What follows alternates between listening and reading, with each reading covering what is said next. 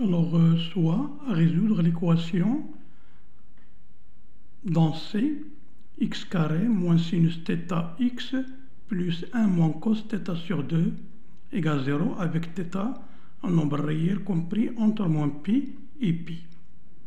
Alors, remarquons tout de suite les coefficients de x et le terme constant. On a sinus θ est égal à 2 sinus θ sur 2 cos θ sur 2. De même, 1 moins cos θ sur 2, c'est sinus carré de θ sur 2. On va les remplacer dans l'équation.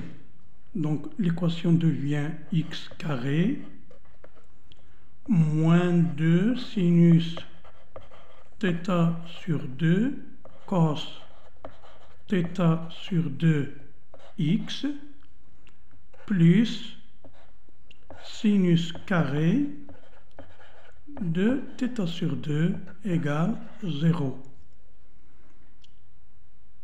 Alors maintenant, nous allons calculer le discriminant, surtout le discriminant réduit, car nous avons le 2 ici. On a delta prime, le discriminant réduit, c'est donc sinus carré θ sur 2 cos carré θ sur 2 moins AC, c'est-à-dire 1 fois sinus carré θ sur 2. On va mettre sinus carré θ sur 2 en facteur. Donc sinus carré θ sur 2 facteur de cosinus carré θ sur 2 moins 1 qui est égal, on va remplacer cos carré θ sur 2 moins 1 par moins sinus carré θ sur 2 et donc ça donne moins sinus à la puissance 4 de θ sur 2. Alors, comme nous voulons déterminer les racines carrées complexes de delta prime, on va mettre ceci sous forme d'un carré.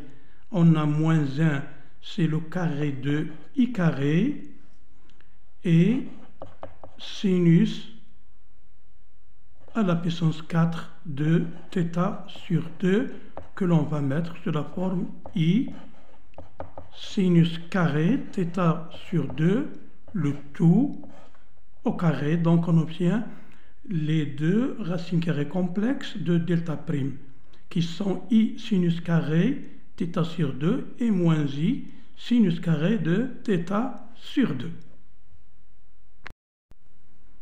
Alors, x1, la première solution, x1, ça va donner sinus θ sur 2 cos θ sur 2 plus la première racine carrée complexe de delta prime et sinus carré de θ sur 2, le tout sur 1. On va mettre sinus θ sur 2 en facteur.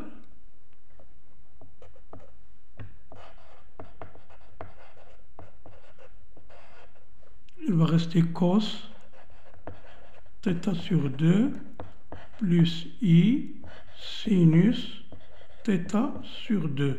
Pourquoi on met ceci?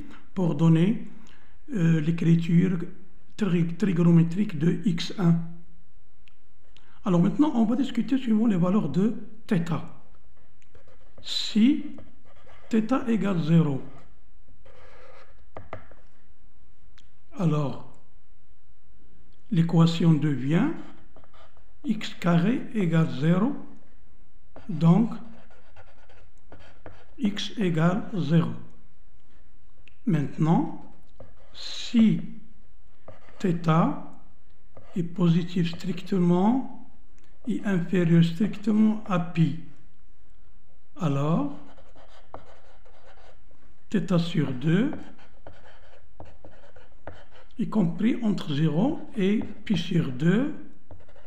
Donc, sinus θ sur 2,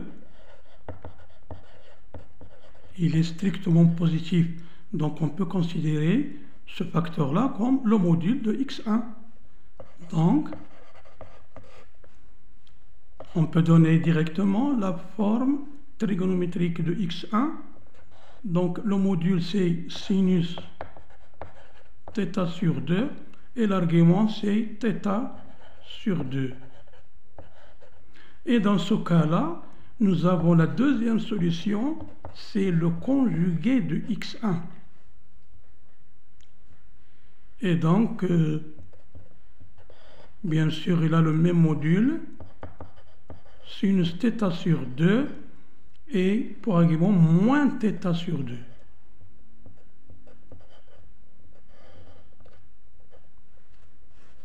Voilà, x2.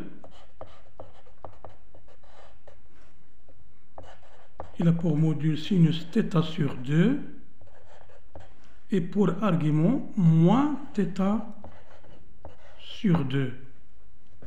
Alors maintenant, si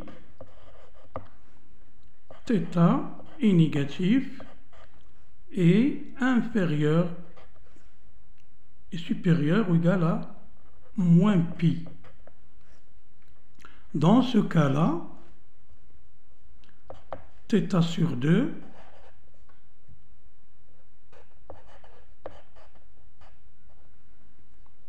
y compris entre moins pi sur 2 et 0. Alors, le sinus est négatif. Alors, sinus θ sur 2 est négatif strictement. Alors, on va écrire x1 sous la forme suivante. x1, on peut l'écrire, c'est moins sinus θ sur 2, facteur 2, moins cos θ sur 2,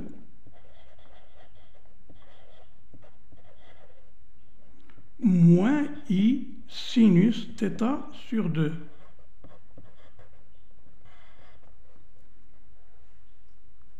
Alors, moins sinus θ sur 2, il est positif.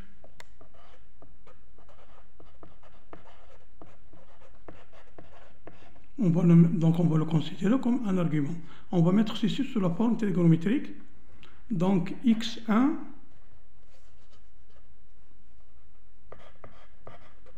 devient moins sinus θ sur 2. Cos θ sur 2, on va le mettre cos θ sur 2 plus pi. De même, pour sinus moins sinus θ sur 2, on va le mettre sinus θ sur 2 plus pi. Et par conséquent, nous avons x1, c'est le nombre complexe de modules moins sinus θ sur 2 et pour argument θ sur 2 plus pi. Toujours, on a x2, c'est le conjugué de x1 et par conséquent, x2, c'est moins sinus θ sur 2, toujours le même module, l'opposé de θ sur 2 plus pi, moins θ sur 2 moins pi. Voilà donc la résolution de l'équation précédente.